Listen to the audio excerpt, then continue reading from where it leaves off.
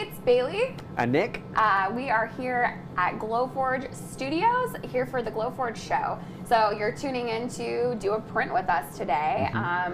We're going to dive into like a special kind of, I don't know, not a skill, but just something to help you use every little bit of brain power that your Glowforge has, which is a lot. Yeah.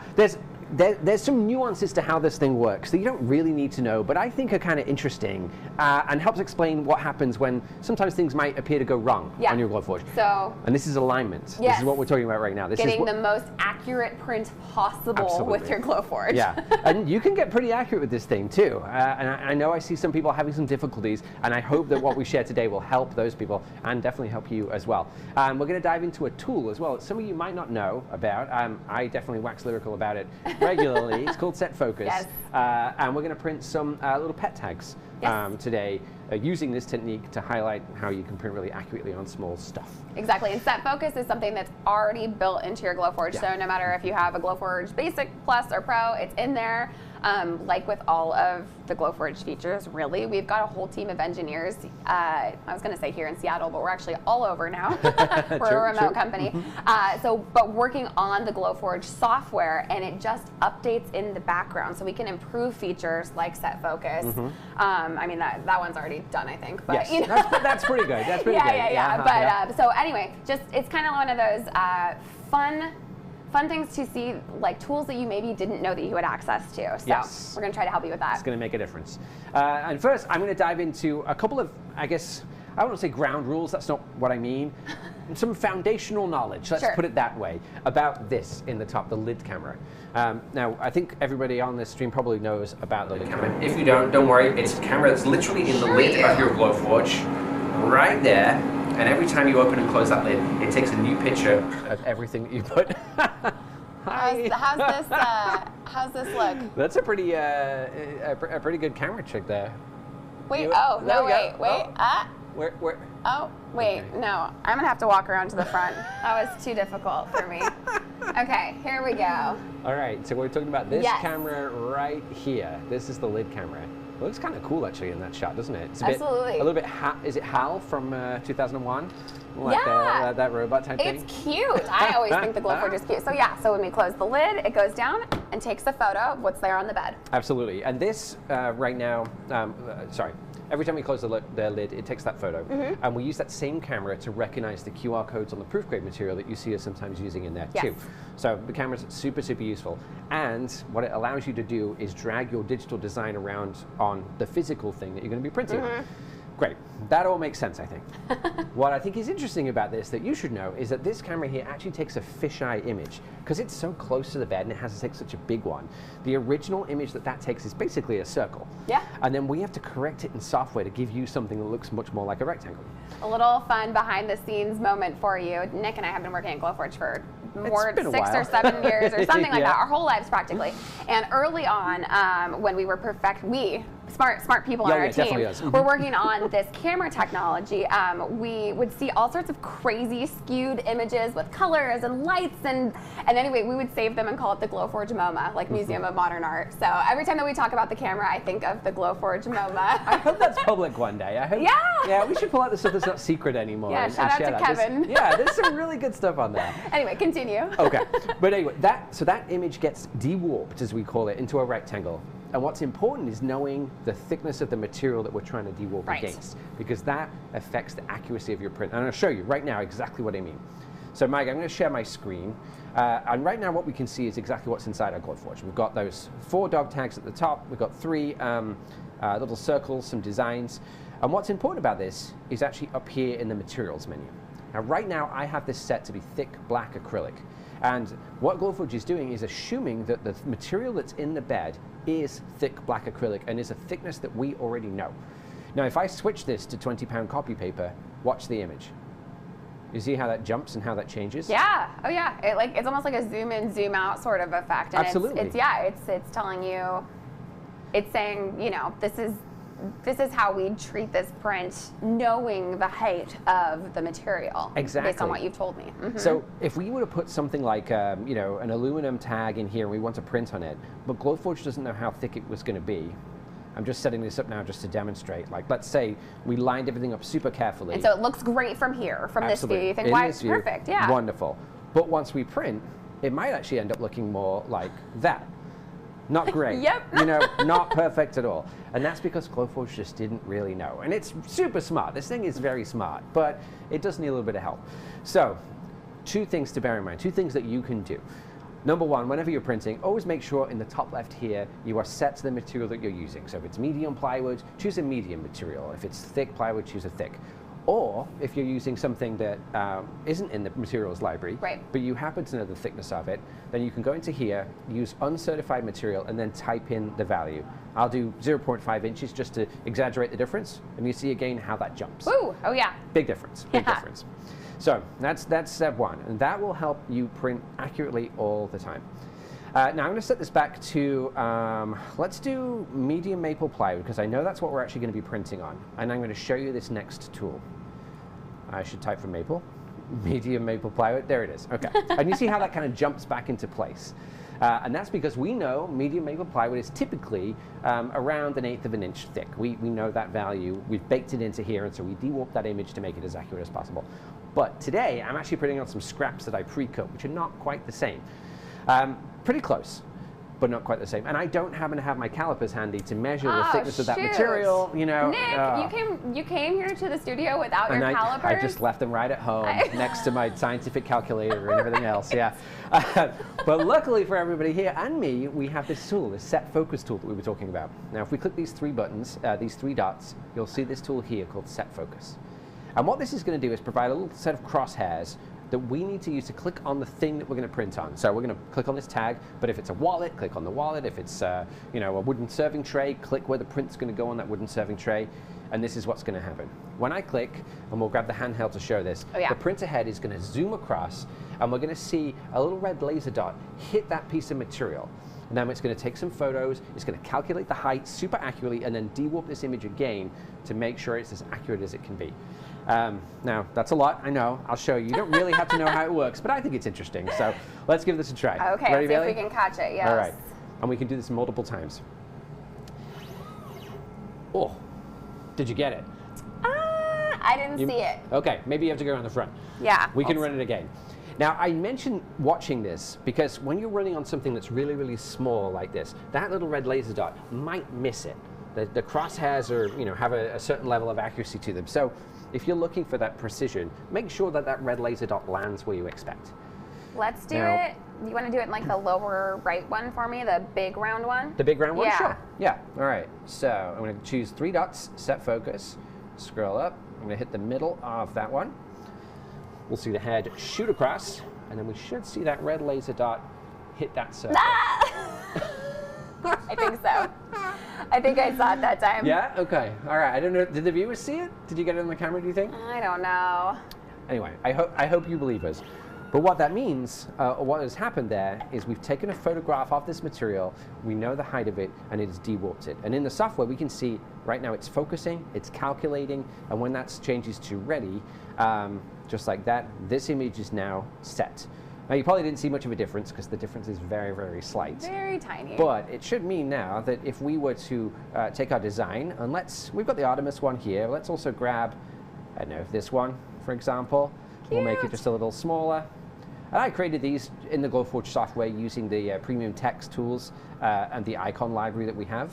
And I can just drag this into place right like that. Let's make it just a tiny bit smaller, center that off, and we should be good to go. Now we've set the material height, so we're printing accurately. We know we've got the right material for our settings up here on the top left. We have our print settings down here on the left-hand side. I'm going to zoom out just to take a look at things, and I left this on the print bed. We don't need to print it right now, so I'm going to move it off there. In fact, let's just delete it to reduce the steps that we've got. That tip, though, I mean, you can delete it like you just did, but that tip just to move parts of your design off the print bed, people love that. That's I think it's super helpful. Use it like a staging area, if you like. It's really hard to see on here right now, but we've got a rectangle in the middle of the bed, which is the printable area, and everything that's off, like these circles, isn't going to print. See you can kind of see 2 shades of black there. There you go. That's it. All right. But anyway, that's it. We're ready to go. Now, the cool thing about set focus, and this is one of my favorite tips. If you do the set focus tool, It does a bunch of calculations in advance of you pressing print. Yes. So it doesn't have to do them later, which means that when you press the print button in the software, there's a bunch of stuff that's already happened and been calculated. So this button over here flashes or lights up or illuminates much more quickly, just like that. And so we're already ready to go for this print. There it is. Okay. Give it a thwack. Smash that print button, Billy. I will. And let's see how we do. Oh, I should have gone around. Sorry. Sorry, viewers. So for doing these 2 tags, we've got about 3 minutes of printing. We might speed this up a little bit just for clarity for you, but hopefully Bailey's capturing where it's going, and I'm hoping it's printing pretty accurately. It looks like it's in the middle. So hard to far. tell, yeah. Yeah, but I'm just getting the bottom of the cat head so far. All right, we'll give it a there's- moment, and we'll revisit in just a sec. Fantastic, but that's it. Set focus. So to recap really quickly, we've got a lid camera here in the top of the Glowforge that takes a photograph of your material when it's in the bed. Now, it's going to manipulate that image very subtly, depending on how thick it is, so you drag your design around and it goes where you expect it to go. If you're printing on a thin material and you've specified a thick material, it's not going to be as accurate as you'd think. Now, if you don't know the thickness of material, or you're working on a found object like a pet tag we're doing here, or a wooden serving tray, click the 3 dots menu, hit set focus, click where the print's going to go. The system's going to take some photos, calculate everything, and make that print as accurate as possible. And then you just hit print, simple as that. Oh, and don't forget, using set focus, it speeds up your print time as well. That button will flash more quickly, smash it, print's going to go. It's So great. more accurate and quicker. Yeah. Technically, I just want to clarify actually, the print doesn't happen quicker, the processing happens more quickly. Right. Yeah, sorry, I didn't mean to mislead anybody. It's kind of like, I feel like doing set focus is kind of like the measure twice, cut once. Yeah, that's a great way of thinking about it. It's a good, Yeah. it's a good thing to always do first. I love that. Yeah. Okay, we'll go down to a t-shirt or something. If you just noticed me opening multiple computers, that was really funny. I opened up a computer that was not mine. I was so confused to not find what I expected on it. I pulled up Nick some Instagram projects that I wanted to share with you all today because we wanted to, I think, just keep highlighting the amazing things that you all in our community of Glowforge owners are making. I remember before we shipped any Glowforge units years and years ago. It was a while now, yeah. Yes, and all we had to share was our own stuff. And thank goodness that is not the world anymore. I know. If you look on hashtag Glowforge, hashtag, did you see that? That's for like the SNL skit from like 5 years ago I haven't let go of yet. We're young people, right? We're cool. The meme about, I don't watch TikTok, I watch Instagram. I watch TikToks on Instagram 2 weeks after they were popular. That's where we're at right now, so join us. But if you look at hashtag Glowforge on Instagram, there's over 300,000 posts now, which is so amazing. And so there's just new ones every day. So it's easy and fun to choose ones to show off with y'all. So this first one is, I mean, a popular Glowforgeable item, or is a sign. This one, though, they got really creative with. I like that there's kind of like 2... Yeah, it's very nicely executed. Yes, there's 2 dimensions sort of to it, levels. It's a let's drink signature cocktails, wedding, or other party signs. It looks like they've named the cocktails after 3 different people, so maybe not a wedding, maybe like a, who knows, some kind of celebration. But it could be their dogs. It could be dog. It's possible. The Olivia. Wouldn't advise dogs drinking cocktails, but maybe. But yeah, it could be 3 people. Oh wait, no, it's 3 female names. Sorry. Who knows? Who knows? But who knows? But you're right, and it's very hard actually to tell with this how big that is. That could be something kind of small and petite for a desktop, or that could be, 20 inches tall. Yeah, it looks like they've used a combination of like white acrylic, black acrylic, or maybe even an engrave that they filled with like a paint pen or something, and then like a gold acrylic, because I can definitely tell the gold bit is dimensional. It's popping out. Yeah, which makes me think it's a little bit bigger, but it's very, very cool. Okay, and then here's another one. I grabbed this. Oh, that's fun. That's super fun. Yes, and I Googled right before this because the question arose if it's opossum or possum. Here's the answer. In North America, it's opossum. Opossum. Oh, in North America. Yes. In Australia, possum. It's interesting. This person has just chosen opossum. They haven't mentioned the other one. Maybe they're missing out on some viewers there, right? So this is cute. I think someone posted this because right now when we're filming this, it's just been Mother's Day. So I think that this was like a Mother's Day. My sister-in-law would love this. My mother would be horrified by a possum necklace, but I think it's cute. It's super cute. And do you know how it's made? I can't really tell from that. It honestly looks like wood to me that's been colored with some kind of like metallic silvery paint. It's so But it cute says though. acrylic here, so maybe Oh, it's it says actually, acrylic. it could be glitter and metallic acrylic pieces, which is Yeah, great. I mean, that acrylic looks jewelry is really so having good. a moment now too. I mean, I see stuff at the store all the time of like fun, wacky stuff like this. I love it. A lot of detail in there too. Okay, and then this last Oh, one. this is cute. This is just like a, I don't know, little camping set. I don't know if this is meant to be for dolls or if it's actually just, it could be just like a really sweet little like nightlight. I think, nightlight maybe. Yeah. Yeah. And this looks like it comes from some user that will share the design. So if that's something that you want to print, pretty Very simple nicely- design, but yeah, it looks like it just kind of slots together. It feels like a fun project with the kids. Yeah. You know, especially if they had some friends over, maybe for a sleepover. There's an activity before they all, get settled or not, as the case may be. They can all build one of these, paint it, decorate it, whatever they might like. Yeah, that would be super, super nice. And when we're thinking about accuracy, looking at a design like this, if you wanted to like add a name to it, add, an owl sitting on top or something like that, using the same set focus tactic or not strategy. Using set focus is a good thing to do anytime you're sticking in an item and trying to print in a specific spot. Yeah. So I'm gonna grab Clifford out here. These are done. How long did this print take, do you think? 3 minutes. Okay. And here he is. Nice. And that looks pretty good. Not bad. Not too bad at all. Now, Clifford's a little charry, a little smoky, if you like. Yes, and but that's 'cause concentrate more on how evenly in the middle. Yeah, the reason that it's a little charred like that, like Vic's saying on the edge, is just because this piece of material was unmasked. What we mean by that is often when we print in the Glowforge, the material that we put in has like a it's like a self-adhesive sticky sticker? back. Yeah, it is like a big sticker. So we normally would have engraved through a layer of sticker in order to keep the top of the wood without that char. If that really bothers you, I mean, you could Little probably gloss of sand some it off a sandpaper would bit. come Yeah, off, Even So- some alcohol sometimes wipes that off. It's just the resins from the wood. Exactly. essentially. So, but yeah, you were right, Bailey. That is bang on accurate, right in the middle of that circle. good job, set focus.